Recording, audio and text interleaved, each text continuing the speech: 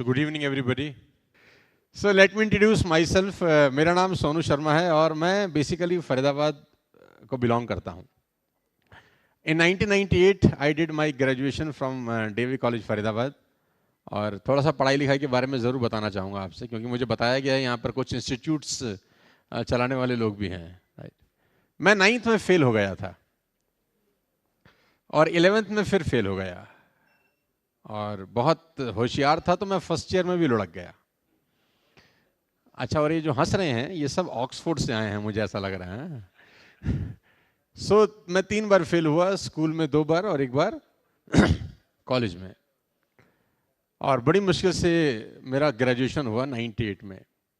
और हमारे दौर के अंदर आज से अगर 25 साल पहले चले जाएं तो मार्क्स की परसेंटेज इतनी इंपॉर्टेंस नहीं रखती थी. आजकल तो 98%, 99%. हमारे दिल्ली में करोड़ीमल कॉलेज है, 100 आउट ऑफ 100 की लिस्ट जाती है वहाँ पर. अभी 10th का CBSE का रिजल्ट आया तो मेरी जो भांजी है उसका मार्क्स, उसने मुझे बताया कि मामा जी मेरे 98.7% मार्क्स आए हैं.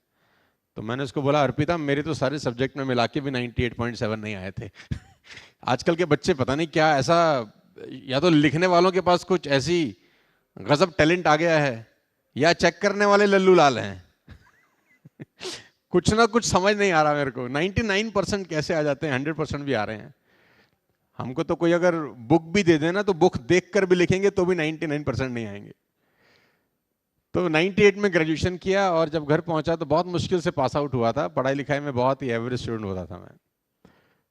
तो फादर को डिग्री हैंड ओवर किया. वो दिन याद है मुझे, 24-25 साल हो गए इस बात को. तो मैंने फादर साहब को अपने कहा कि पापा नाउ आई एम ग्रेजुएटेड, ये डिग्री हमारी तरफ से आपको तोहफा है तो आप भी कुछ तोहफा दीजिए हमको. तो उसने बोला व्हाई नॉट.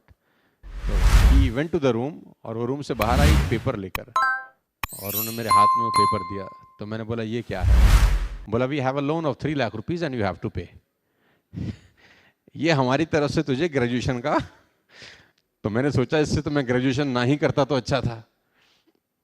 सो 98 में मेरा करियर स्टार्ट हुआ विद अ डेप्ट ऑफ 3 लाख रुपीज. तो मुझे पहले दिन मालूम चल गया कि जिंदगी आसान होने वाली नहीं है. बहुत खुश नसीब हूँ कि मैं गरीब परिवार में पैदा हुआ. बहुत खुश नसीब हूँ कि 3 लाख रुपए के कर्जे के साथ जिंदगी की शुरुआत हुई. मैं बहुत फॉर्चुनेट मानता हूँ अपने आप को, क्योंकि कहते हैं अमीर बनने का मौका भगवान सिर्फ गरीब लोगों को ही देता है. जो ऑलरेडी अमीर हैं उसके पास ये अपॉर्चुनिटी थोड़ी ना है. ये अपॉर्चुनिटी तो उसी के पास है जिसके पास है नहीं. तो मैं बहुत फॉर्चुनेट फील करता हूँ कि मैं उस परिवार में आया जहाँ बहुत स्ट्रगल देखते थे हम लोग. और पिछले करीब 10 साल से ज़्यादा हो गए मुझे कॉर्पोरेट प्रोग्राम करते हुए. आज हिंदुस्तान की टॉप मोस्ट 150+ कॉर्पोरेट ऑफिस के लिए मैं काम करता हूँ. आप इंडिया की टॉप मोस्ट कंपनीज के नाम बताएंगे तो I am working with the top most 150+ big brands. 2300-2400 webinar किए हम लोगों ने सिर्फ कोविड के दौरान. जो 1.5 साल का कोविड था उसके अंदर करीब 2300-2400 इवेंट, एक दिन में 4-4, 5-5, 6-6 इवेंट भी मैंने अलग अलग कंपनीज के लिए किए. 1200 से ज़्यादा लाइव प्रोग्राम्स, 700 से ज़्यादा वर्कशॉप और 300 से ज़्यादा कॉर्पोरेट ट्रेनिंग हम पिछले कुछ सालों में कर चुके हैं अलग अलग कंपनीज के लिए.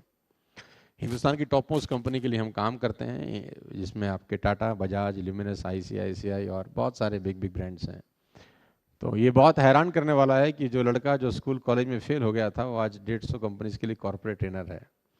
तो बहुत सारे लोग मुझसे सवाल पूछते हैं कि हाउ कम, ऐसा ये कैसे हो गया. क्योंकि स्कूल कॉलेज में तो हमारे को सब बोलते थे कि तू बर्बाद हो गया, ज़िंदगी में कुछ करेगा नहीं. तो मेरे पिताजी भी मुझे बोलते थे बेटा पढ़ लिख लो नहीं तो ज़िंदगी बर्बाद हो जाएगी, कुछ करते नहीं हो. तो हम बोलते हैं पापा जो कुछ नहीं करते वही तो कमाल करते हैं.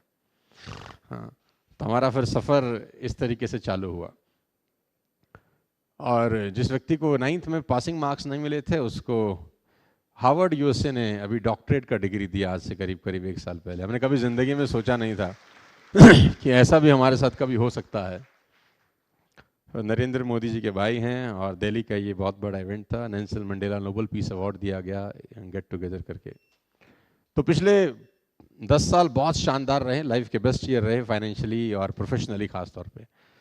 और बहुत सारे लोग मेरे से बहुत सारे सवाल पूछते हैं, उसमें से कुछ जवाब मैं आपको देने का प्रयास करूंगा. आप मेरे साथ हैं? से यस और no. Hello, are you with me? Come on. So बहुत सारे लोग पूछते हैं कि इतना डिस्क्रिमिनेशन है इस पूरे हिंदुस्तान के अंदर। 92% लोग ऐसे हैं जो सिर्फ 10,000 रुपये महीना कमाते हैं। You will be shock to know कि इंडिया के अंदर सिर्फ 92% लोग ऐसे हैं जिनकी इनकम 10,000 रुपये से नीचे है। Only 8% are earning over 10,000 rupees. Government of India का डेटा है कि सिर्फ 1.5% लोग इनकम टैक्स पे करते हैं, यानी 98.5% लोगों के पास टैक्स पेइंग कैपेसिटी भी नहीं है। 5 लाख रुपए से नीचे ITR पे टैक्स नहीं लगता, वी ऑल नो। यानी उनका पर मंथ इनकम 40,000 से भी नीचे का है। जिनके पास पैसे हैं उनके पास इतने हैं कि सोचना और संभालने के लिए भी शायद बहुत तकलीफ होती होगी, और जिनके पास नहीं है उनको कभी भूखे पेट भी सोना पड़ता होगा। Are you with me? तो ये बहुत बड़ा डिस्क्रिमिनेशन है। तो लोग अक्सर मुझसे पूछते हैं कि इतना डिस्क्रिमिनेशन क्यों है? क्योंकि पैदा तो सब एक जैसे ही होते हैं, वही 2 आंख, वही नाक, वही दिल, हार्डवेयर सबका एक ही है। तो मैं बोलता हूँ सबके अंदर सॉफ्टवेयर अलग अलग रन होते हैं, और हर बच्चा जीनियस पैदा होता है, मुझे ऐसा लगता है। उसके सॉफ्टवेयर में छेड़छाड़ होती है स्कूल कॉलेज में या घर में। एवरी चिल्ड्रन बॉर्न जीनियस, कोई ऐसा बच्चा है नहीं जो मंदबुद्धि पैदा होता हो। सबका सब सॉफ्टवेयर बहुत बढ़िया रहता है जब तक वो स्कूल नहीं जाता। क्योंकि मेरा व्यक्तिगत मानना है कि स्कूल में 90% बातें जो पढ़ाई जाती हैं वो ज़िंदगी में काम नहीं आती, और ज़िंदगी में जो 90% बातें काम आती हैं वो स्कूल में पढ़ाई नहीं जाती हैं। तो मैं अपने पिछले कुछ सालों के एक्सपीरियंस से कुछ चीज़ें आपसे शेयर करना चाहूँगा, हो सकता है आप तक पहुँच सकूँ। आप मेरे साथ हैं तो मैं आगे चलता हूँ आपको लेकर। सो सक्सेस प्रिंसिपल्स में से कुछ प्रिंसिपल मैं आपको बताना चाहूँगा। Everyone wants to know the secret to success। हर आदमी सफलता का सीक्रेट जानना चाहता है। कौन बनेगा करोड़पति, इसीलिए इतना फेमस है कि हर आदमी करोड़पति बनना चाहता है। यस और नो? हर आदमी चाहता है कि मैं सक्सेसफुल हूँ। कोई भी आदमी गरीब गुर्बत की जिंदगी नहीं बिताना चाहता। हर आदमी चाहता है मैं सक्सेसफुल हूँ, मॉडर्न लाइफ हो मेरी। कोई भी आदमी middle class, lower middle class रहना नहीं चाहता। किसी भी आदमी से विश पूछिए तो पहले तो हमारे देश में लॉटरी भी चलती थी, अब तो क्या गवर्नमेंट ने बंद कर दिया। यू नो, लॉटरी चलता था ना, लोग लॉटरी खरीदते थे कि मैं करोड़पति बन जाऊंगा टाइम। हर आदमी चाहता तो है यार, राइट? तो मेरे पास कुछ सक्सेस सीक्रेट है आपको देने के लिए, जो बहुत सालों से, बहुत टाइम से छुपे हुए थे। मैं खुद के लाया हूं आपके लिए। जानना चाहते हैं तो बोलिए हाँ, कम ऑन। तो हुआ ऐसा कि एक आदमी ने डॉक्टर साहब को फोन किया कि डॉक्टर साहब, my wife is pregnant and the time has come, तो can you please come fast. Doctor ने बोला it took me 30 minutes for me to reach, so hold on. 30 minute मुझको लगेगा तो वेट करो। तो वो बेचारा वेट करता करता आधे घंटे के बाद डॉक्टर साहब, उसके हाथ में एक बैग रहता है डॉक्टर के, क्या बोलते हैं आप उसको, मेडिकल किट, बस्ता, बैग, कुछ भी आप लगा सकते हैं ना। तो डॉक्टर आई, उसने बोला वेयर इज योर वाइफ? उसने बोला इनसाइड द रूम। तो she entered the room and close the door, और अंदर से कुछ खटपट खटपट की आवाजें शुरू होगी आने। तो उस आदमी को लगा कि बहुत जल्दी कुछ गुड न्यूज कम ऑन, हाँ आने वाली है। तो इतने में डॉक्टर का दरवाजा खुला आफ्टर 5 मिनट्स, और डॉक्टर भागते हुए बाहर आई कि तुम्हारे घर में आरी है क्या? आरी समझते हैं आप, कारपेंटर लोग यूज करते थे, you know, x, yes yes yes yes. तो तुम्हारे घर में है क्या? तो उसने बोला डॉक्टर साहब आरी का क्या करेंगी? उसने बोला है कि नहीं, क्योंकि टाइम बहुत कम है। तो बेचारा भागा भागा गया कहीं से, उसको आरी लाके दिया, रूम फिर से बंद कर लिया, और फिर से खटपट खटपट की आवाजें आनी शुरू हो गई। अभी तो 4-5 मिनट निकले थे, ट्रक फिर से बाहर आई, बोला तेरे घर में हैमर है क्या? हथौड़ा समझते हैं ना आप, हिंदी में हथौड़ा बोलते हैं, अंग्रेजी में हैमर। तो उसने बोला डॉक्टर साहब आरी तक तो ठीक था, हैमर का क्या करेंगी?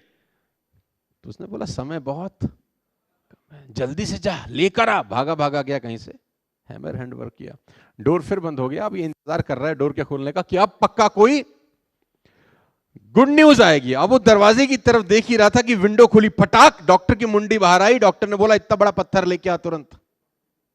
अब इससे रहा नहीं गया, उसने बोला आरी, हैमर, पत्थर, मेरा बच्चा कब होगा? तो उसने बोला मैं तेरी बीवी को तो बाद में देखूंगी, पहले मेरी पेटी नहीं खुल रही है जो मैं लेके आई हूं, पहले ये खुल जाए तो मैं अपना कार्यक्रम शुरू करूं। ऐसे बहुत सारे लोगों की पेटियां बंद होती हैं कि आपकी भी खुल जाए तो मैं भी अपना कार्यक्रम शुरू करूं, सो दैट एक बार थोड़ा सा हो जाए यार, लगना चाहिए कि वो जिंदा लोग यहां पर बैठे हैं यार।